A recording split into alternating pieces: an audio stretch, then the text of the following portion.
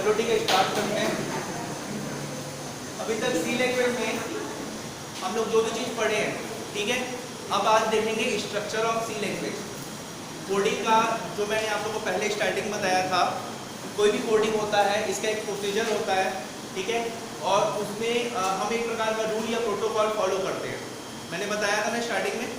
तो उसी प्रकार से सी लैंग्वेज का प्रोटोकॉल क्या होता है ये समझने के लिए हम उसके पूरे बॉडी को समझते हैं, उसका स्ट्रक्चर कैसे होता है, ठीक है। सबसे पहले कोई भी प्रोग्राम में सबसे पहला पॉइंट होता है हेडर फाइल। हमेशा ये ऐसा ही लिखा है,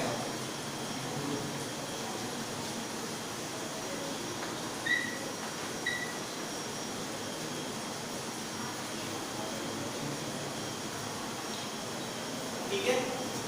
हैज इंक्लूड studio.h, ठीक है। अभी इसको लीजिएगा, ठीक है, खाली फोकस कीजिए, समझने, ठीक है। लिखने के लिए काफी वक्त है, नोट तैयार करना है आप लोगों को, ठीक। ये जो होता है ये आपका हेडर फाइल कहलाता है, ठीक है।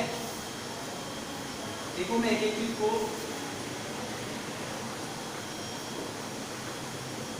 हेडर, ठीक है। हेडर क्यों क्यों कहा जा रहा है, क्योंकि ये इसकी शुरुआत में डॉट एच लगा हुआ है, जब लास्ट में डॉट एच लिखा है। डॉट एच का मतलब क्या होता है, इसको हम कंप्यूटर लैंग्वेज में एक्सटेंशन बोलते हैं, जैसे कि MS वर्ड, MS एक्सेल या पावर पॉइंट। यहाँ पर सबके अलग अलग एक्सटेंशन होते हैं, जैसे कि PDF का एक्सटेंशन क्या होता है, आप लोगों को कोई भी फाइल बना रहता है अगर PDF फॉर्मेट में, पोर्टेबल डॉक्यूमेंट फॉर्मेट में, तो उसका एक्सटेंशन क्या होता है, PDF होता है ना, आंसर तो वहीं पर ही है, ठीक है। एक्सेल शीट होता है तो कौन सा होता है उसका एक्सटेंशन, MS एक्सेल होता है तो .xls होता है। ये बताता है कि इस प्रकार की फाइल है। डॉट के बाद जो भी चीज लगता है उससे हम डिसाइड कर पाते हैं कि वो किस प्रकार की फाइल है। फाइल की वैल्यू को जो शो करता है वो उसका एक्सटेंशन होता है, जैसे कि txt file .txt text file के लिए यूज किया जाता है, ठीक है। अगर हमको जानना है कि जो हमारा फाइल है वो JPG मतलब कि वो इमेज फाइल है या फिर रिटर्न फाइल है, लिखा हुआ फाइल है, तो हम उसके एक्सटेंशन से जान सकते हैं। जैसे कि इमेज का जो भी फाइल होता है वो होता है .jpg या फिर होता है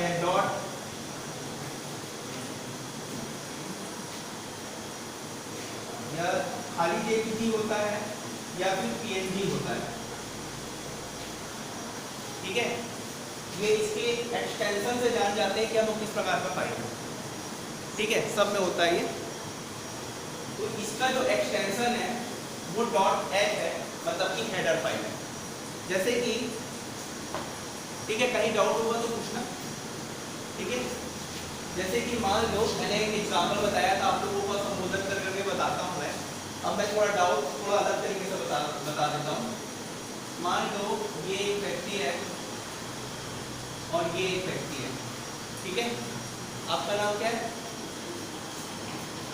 हाँ विशाल,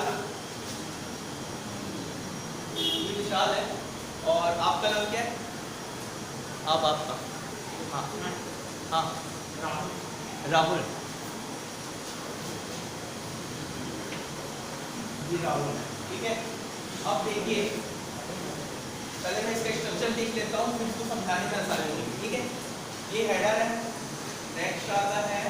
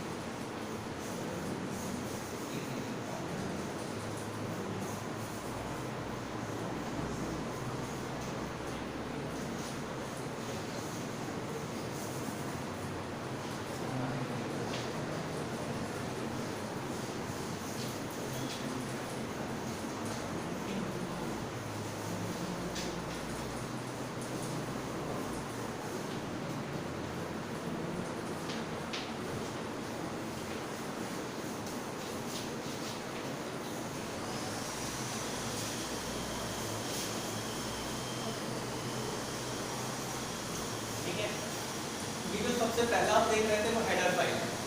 हेडर का मतलब क्या होता है समझ रहे हो? जैसे कि मुझे मान लो ये विशाल है और ये राहुल है, इन दोनों को अलग अलग टास्क दिया गया है, ठीक है। सपोज दैट विशाल को 2+2 का टास्क दिया गया और इसे 2 × 2 का टास्क दिया गया, ठीक है। अब इसको जोड़ना है ना। ये जो विशाल है वो कैसे जानेगा कि इसको जोड़ना है?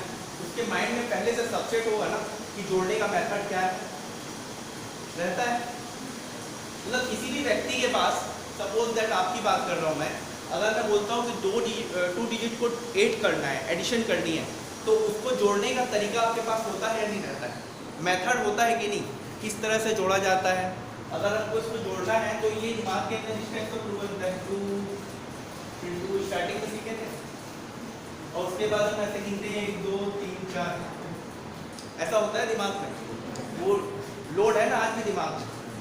तो उसी प्रकार stdio.h एक हेडर फाइल है जिसके अंदर सारी सबसेट होती है, मतलब सारे मेथड होते हैं, इसीलिए उसको हमेशा स्टार्टिंग में लिखा जाता है सी लैंग्वेज।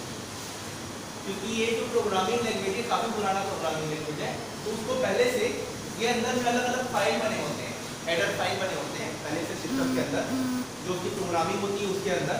और ये यहाँ पर क्या होता है, studio.h, math.h, codio.h, सबके अंदर अलग अलग फैसिलिटीज दी जाती है, अलग अलग फंक्शन दिए जाते हैं उस ऑपरेशन को परफॉर्म करने के लिए जो इसके अंदर हम कोडिंग करने वाले हैं, ठीक है। ये जो मेथड होता है, जैसे हमारे दिमाग में है हर चीज़, मतलब ऐड करने का बताया, मल्टीप्लिकेशन बताया, डिवीजन हो गया, तो उसका एक आइडिया होता है ना दिमाग के अंदर, जो मेथड होती है तो वो एक जगह पे यहाँ स्टोर होती है कोडिंग के थ्रू। जैसे studio.h है, ये हेडर फाइल है, तो इस वाले पार्ट को हम लोग इसका बोलते हैं, स्ट्रक्चर ही बता रहा हूँ मैं, ठीक है। ये वाला पार्ट आपका हेडर करना है, ठीक। ये चीज क्लियर हुआ क्यों इसकी जरूरत हुई? हैज जो यूज हो रहा है यहाँ सामने में, इसे बोलते हैं प्री प्रोसेसर, ठीक है। ये आगे आप लोग पढ़ोगे आगे के चैप्टर में। तो प्री प्रोसेसर का मतलब होता है कि इस कार्य को करने से पहले, मतलब इस पूरे प्रोग्राम को रन करने से पहले वो पहले इसी को ही रीड करेगा, क्योंकि उसको studio.h के अंदर चेक करना है कि उसके अंदर क्या क्या सबसेट, क्या क्या फंक्शन यूज किए जाए। अगर वो उसको मिलता है तभी तो आगे एक्सेस कर पाएगा ना। और यहाँ पर वाइड भी यूज किया जाता है और इंट भी यूज किया जाता है, ठीक है। उसको आगे देखेंगे, अभी उसको नहीं करते हैं, आगे बढ़ते हैं। उसके बाद सबसे पहला आता है मेन फंक्शन का, ठीक है। ये होता है मेन फंक्शन, ठीक है। मेन फंक्शन का मतलब होता है इसके अंदर आप जो भी चीज लिखते हो वही चीज उस पर परफॉर्म होगा। जैसे हमारे बॉडी का स्ट्रक्चर है, उसमें हम लोग सबसे पहले हेड होता है, दिमाग, हेडर बना, ठीक है। उसके बाद मेन फंक्शन क्या होता है, दिमाग के अंदर जब यूज करने के लिए न्यूरो नेटवर्क होते हैं, वो वर्क करते हैं, उसको हम बोल सकते हैं मेन फंक्शन बोल सकते हैं, ठीक है। ऐसे तो अगर हम बॉडी की बात करें तो। और ये हो गया आपका वेरिएबल, ठीक है। कोई भी काम करने से पहले इस प्रोग्रामिंग लैंग्वेज में वेरिएबल की जरूरत पड़ती है।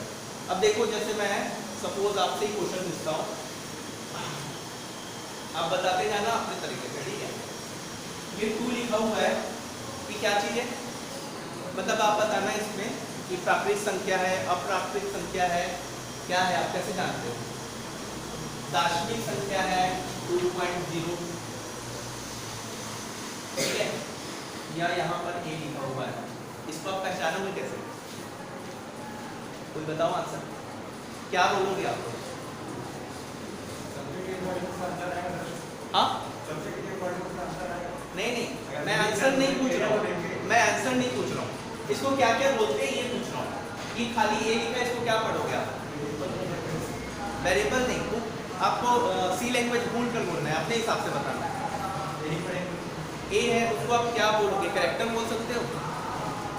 ए क्या में आएगा? कैरेक्टर में आएगा, ठीक है। ये हो गया आपका कैरेक्टर,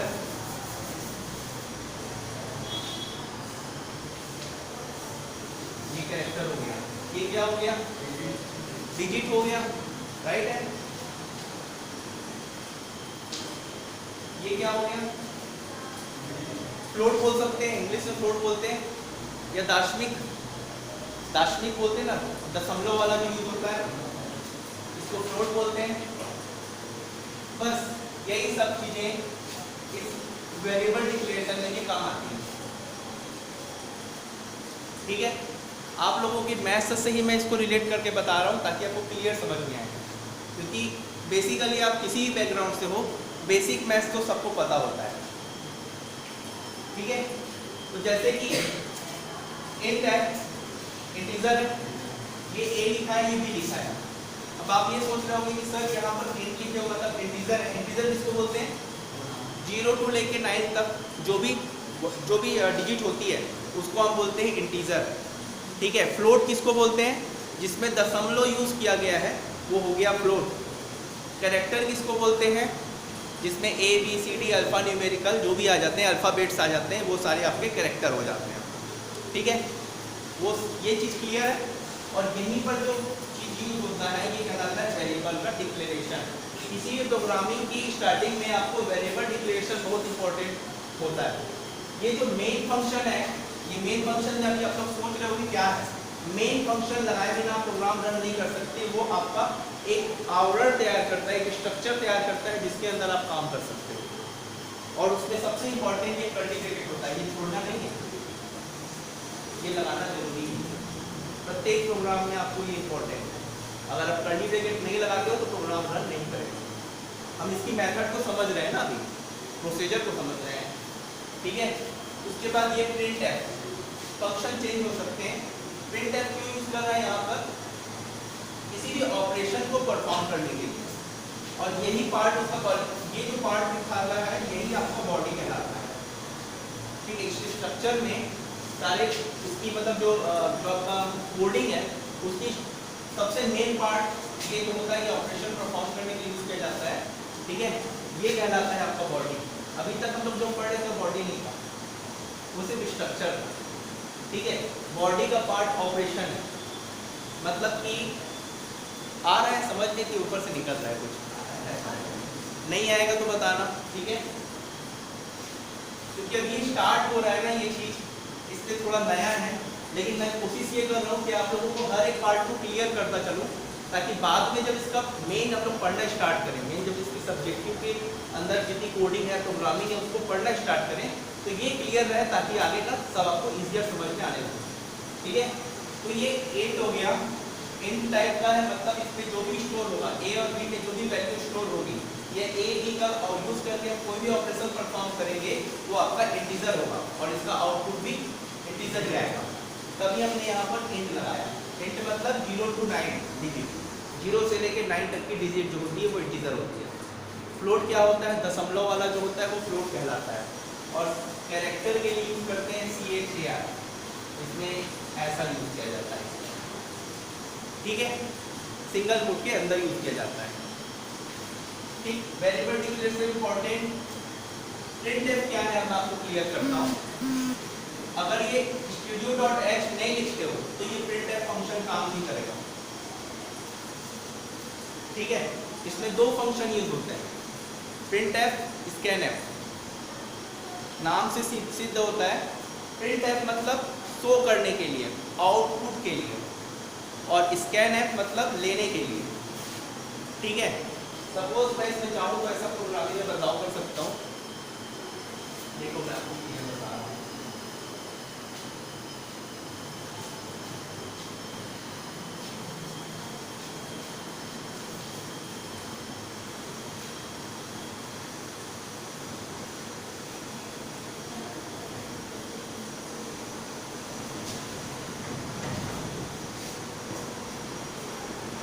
डिवाइड में स्टार्ट हुआ।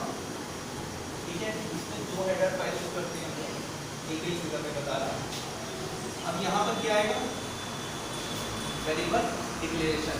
मैंने पहले बताया था, ये यहाँ पर बंद हो गया। ठीक है, ये शुरू हुआ तो बंद भी होगा कंपलसरी। इसको अगर नहीं करते हो तो प्रोग्राम रन नहीं करेगा या फिर एरर जनरेट करेगा।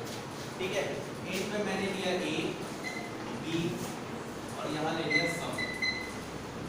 ठीक है, लास्ट में सेमी कॉलम यूज होता है, यहाँ पर फुल स्टॉप यूज नहीं किया जाता। अगर एक प्रोग्राम का एक लाइन लिखी है तो उसकी एंडिंग के लिए हम लोग जनरली क्या यूज करते हैं? इंग्लिश में सेंटेंस लिखते हैं तो अंतिम में क्या लिखते हैं हम लोग? हिंदी में पूर्ण विराम या इंग्लिश में फुल स्टॉप, है ना। यहाँ पर आप सेमी कॉलन यूज करते हैं, इसको बोलते हैं सेमी कॉलन। कुछ ऐसा रहता है, ऐसा रहता है, ठीक है, सेमी कॉलन यूज होगा। तो ये वाला पार्ट यहाँ पर खत्म हुआ, ठीक है। अब यहाँ पर ऑपरेशन परफॉर्म करना है ना। ऑपरेशन कैसे बनेगा? Sum equal a plus b, ठीक है। इसका मतलब ये है a और b ऐड हो रहे हैं और a और b यहाँ ट्रांसफर हो रहे हैं, ठीक है, सम में। और यहाँ पर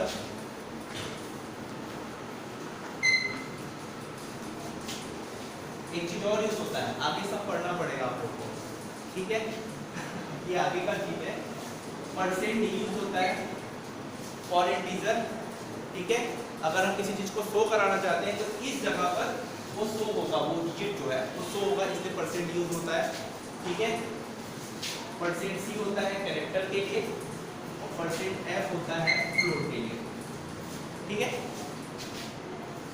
इसको आगे देखेंगे बाद में, ठीक है।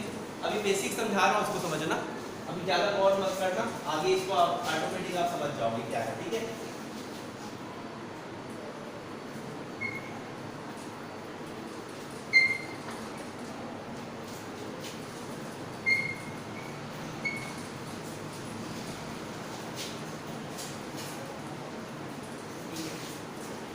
ठीक है, यहाँ तक समझ जाओ। अब बताओ ये रन नहीं करेगा, जानते हो क्यों? ये बना सही है लेकिन इसमें मिस्टेक ही है, क्योंकि ए के अंदर वैल्यू नहीं डाली हमने। ए तो खाली कैरेक्टर हो गया ना, ऐसे में ए के अंदर बी के अंदर जो वैल्यू नहीं डाली है, इसलिए यहाँ पर ए की वैल्यू मान लो 2 डालते हैं, बी की वैल्यू अगर यहाँ पर 3 डाल देते हैं और यहाँ पर अब ये काम करेगा, ठीक है, ठीक है। ये एक पूरा प्रोग्राम बता दिया मैं आपको कैसे काम कर रहा है, ठीक है। यहाँ पर ए में हमने 2 डाला, 2 क्या है? इंटीजर है, ठीक है। नेक्स्ट बी में जो इंटीजर डाला, ये 3 इंटीजर है। यहाँ ये ऑपरेशन परफॉर्म किया जा रहा है। ऑपरेशन कहाँ परफॉर्म होगा? बॉडी के अंदर। हम कुछ भी चीज़ खाते हैं, ठीक है, वो परफॉर्म कहाँ होता है? पेट में ना, पेट में होता है ना परफॉर्म को, ठीक है। उसमें से जो भी न्यूट्रिएंट्स या जो भी जो हमारे शरीर के लिए फायदेमंद है वो कहाँ जाता है? पेट से जाता है ना, शरीर में खाते हैं, जबान से खाते हैं, पेट में जाता है, पेट में जाने के बाद वो हमारे शरीर में जाता है ना। उसी तरह से इसमें ये ऑपरेशन परफॉर्म बॉडी के अंदर ही होगा ना। ये तो खाली ढांचा है, ये पहला आपका सर हो गया, ठीक है, बॉडी का सर हो गया, हेड हो गया, दिमाग है। उसके बाद फंक्शन है, फंक्शन मतलब कैसे काम करता है, शरीर हो गया, ठीक है। उसके बाद उसके अंदर वेरिएबल हो गया, वेरिएबल मतलब जो भी थॉट हम क्रिएट करते हैं माइंड में वो हमारा वेरिएबल मान लो आप, ठीक है। एक प्रकार का जो चीज़ हम लोग स्टोर करके रखे हुए हैं दिमाग में, जैसे कि हमको चलना है तो हमको ऐसे ही चलना है, दौड़ना है तो पैर जोर से करेंगे तब दौड़ेंगे, और वो सारे ऑपरेशन परफॉर्म कहाँ हो रहे हैं? यहाँ पर पेट में। मतलब हम खाते हैं तो एनर्जी मिलती है जिसकी वजह से हम बॉडी को चला पाते हैं, ऑपरेशन परफॉर्म हो रहा है, ठीक है। और ये सारे जैसा आउटपुट दिखाई देगा, तो जब हम अच्छा खाना खाएंगे तो चेहरे चमकते दिखाई देंगे, खराब खाएंगे तो डाउन दिखाई देंगे, हो सकता है, ठीक है। ये खाली एक एग्जाम्पल है ताकि आप लोग इसको जोड़कर समझ सको, ठीक है, ताकि भूलो मत, ठीक। तो इस प्रकार का जो होता है ये आपका एक प्रोग्राम का टेक्निक है। आगे हमको और पढ़ना है, ठीक है। टाइम कितना मुझे? हाँ कितना? 12:40 हुआ ना, अपना 50 मिनट है, आगे का भी बता देता हूँ मैं फिर, है ना। हेडर फाइल में, अब हेडर फाइल की बात चल रही है,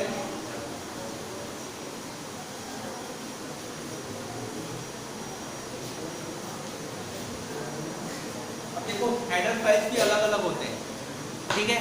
आप लोगों को क्लियर समझ में आया कि नहीं आया? अभी तक जो समझ में आया वो आया या नहीं आया? किसको किसको नहीं आया हाथ राइज करो, अपना हैंड राइज करो। आया कि नहीं आया? ये सीरियसली बताना।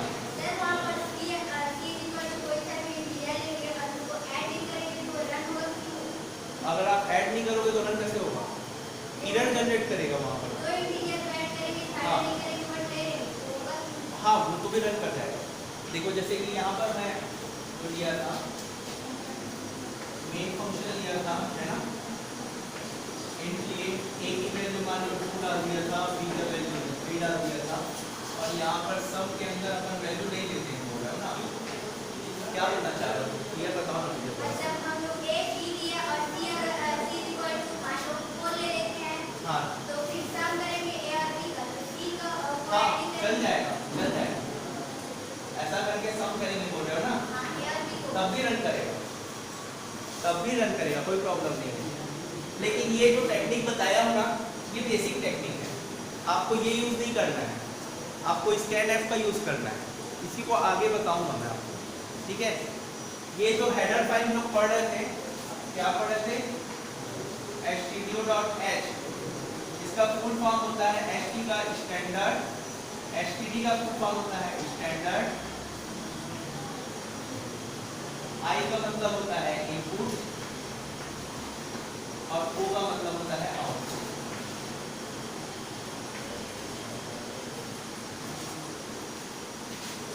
ठीक है, stdio.h हेडर फाइल में होता है। हेडर क्यों? क्योंकि .h लगा हुआ है, उसका एक्सटेंशन h है, इसका मतलब वो हेडर फाइल है, वो आपके सिस्टम पे ऑलरेडी रहता है पहले से, ठीक है। और ये जो स्टैंडर्ड, इसका नाम है स्टैंडर्ड, क्यों? अपना हम लोग हर देखना, जो भी इंटरनेशनल बात करते हैं वहाँ पर हर चीज़ में स्टैंडर्ड लगा ही रहता है, तो वो स्टैंडर्ड को लगा ही देते हैं, ठीक है। और ये जो इनपुट और आउटपुट है, मतलब इस ऑपरेशन को परफॉर्म करने के लिए इस फंक्शन का यूज़ किया जाता है, मतलब इस हेडर फाइल का यूज़ किया जाता है। इसके अंदर दो फंक्शन होते हैं जो हम यहाँ पर यूज़ करते हैं, एक होता है printf फंक्शन, एक होता है scanf फंक्शन, ठीक है। और ये जो सी लैंग्वेज है ना, ये फंक्शन का समूह है, ठीक है। बहुत सारे फंक्शन के मिलने से ही सी लैंग्वेज बनता है।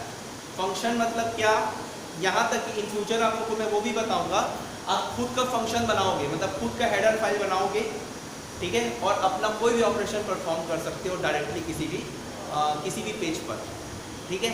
मतलब जो सी लैंग्वेज का जो पेज बनेगा उसमें आप खुद का हेडर फाइल बनाओगे, और उस हेडर फाइल से, जैसे इसकी बनेगी ना हेडर फाइल studio.h, ऐसा आप खुद का बनाओगे, और जो भी फंक्शन आपने उसमें परफॉर्म किया है, कोई भी प्रोग्राम आता है, उसको डायरेक्टली एक्सेस कर पाओगे। ऐसा मैं टेक्निक आपको बीच में बताऊंगा, मुझे याद दिलाना, ठीक है, जब कोर्स लगभग ये कंप्लीट होने के आ जाएगा तब, ठीक है। अब ये printf जो होता है, इसका मतलब क्या है? आउटपुट के लिए यूज करना है।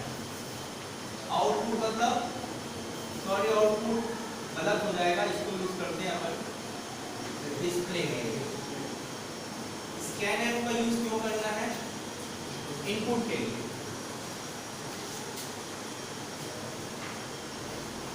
ठीक है।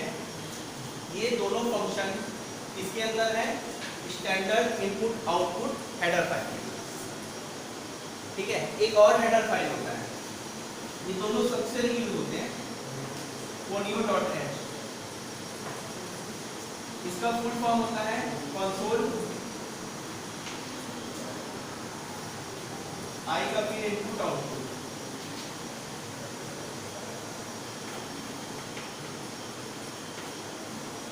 कंसोल ऑफ इनपुट आउटपुट होता है इसका फुल फॉर्म, ठीक है। कंसोल का मतलब समझते हो क्या है? ये नॉर्मली इनपुट आउटपुट भी यूज कर रहा है, लेकिन यहाँ पर कुछ और फीचर्स होते हैं जो यूज किए जाते हैं, उन फीचर्स को डिफरेंट माना गया है। जैसे यहाँ पर printf scanf यूज हो रहा है, ठीक है, वहाँ पर यूज होता है आपका getch और clear string,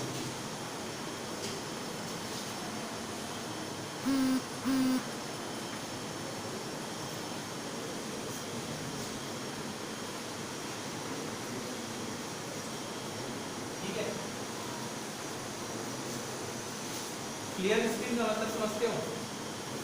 सामान्य भाषा में स्क्रीन को साफ करना, ठीक है। getch का मतलब क्या होता है पता है? यहाँ पर getch का मतलब कुछ भी नहीं है, ठीक है, लेकिन समझोगे तो समझ जाओ।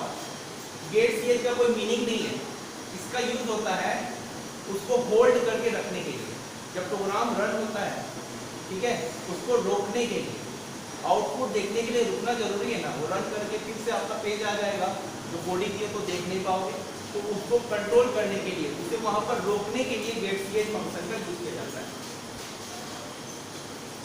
ठीक है, क्लियर हो ये चीज?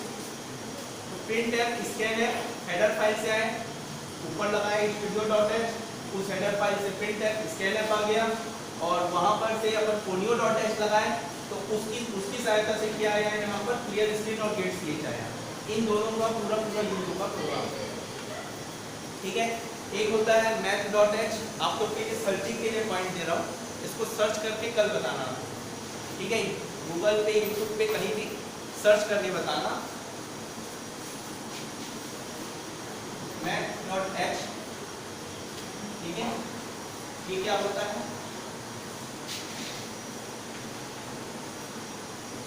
string.h,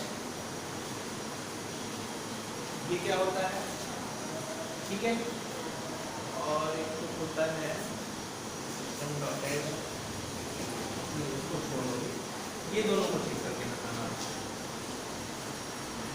ठीक है, नेट पे सर्च करना, कल आगे बताना कि क्या होता है। ठीक है, यहाँ तक कि यहाँ इसको खत्म करते हैं, उसके बाद कल अपन स्टार्ट करेंगे फंक्शन। मेन फंक्शन को तो बताया नहीं जाता, उसका सिर्फ दो से तरीका होता है, उसको मैं कल आपको क्लास मतलब जब प्रोग्रामिंग चलना स्टार्ट होगा तब बता दूंगा। अभी वेरिएबल के बारे में कल पढ़ना स्टार्ट करेंगे। ठीक है, क्या क्या वेरिएबल यूज़ किए जाते हैं, उसकी कितनी कितनी पावर होती है, कहाँ तक उसकी रेंज होती है, इसके बारे में कल अपन डिस्कस करेंगे। ठीक है, तो आज के लिए यही था।